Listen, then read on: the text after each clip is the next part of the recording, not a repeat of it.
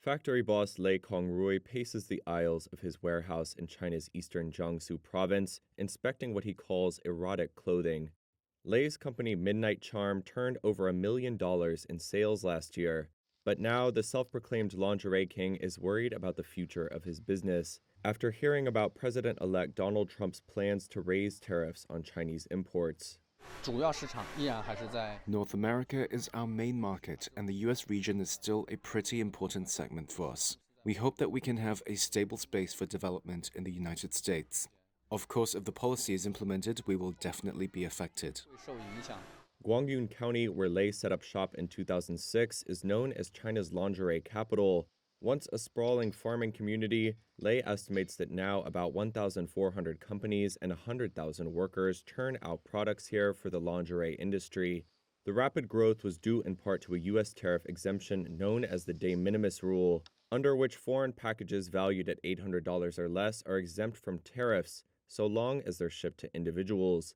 The de minimis rule has been the secret sauce behind the meteoric rise of the likes of Shein and Temu. Those Chinese e-commerce platforms are now household names in the U.S., and producers like Lei benefit from selling on them.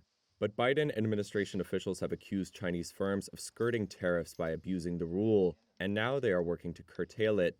Democratic lawmakers want it closed too, calling it a loophole that is being exploited for criminal ends, such as fentanyl trafficking.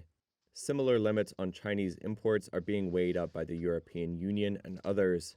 If the trade rule is removed, Nomura forecasts China's export growth to shrink by 1.3 percentage points.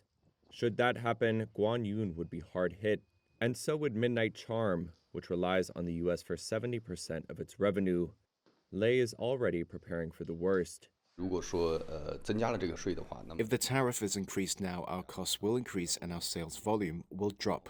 And so our response could be, one, to use other measures to conduct business in the U.S., not only through e-commerce in the U.S., but maybe with local U.S. business owners as well, or other ways.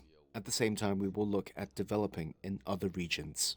For now, Lei says he's considering investing in U.S. warehouses and switching to a bulk cargo shipping model instead of direct-to-customer shipments by air, which could lower costs. He is also on the prowl for new clients in South America, the Middle East, and Central Asia.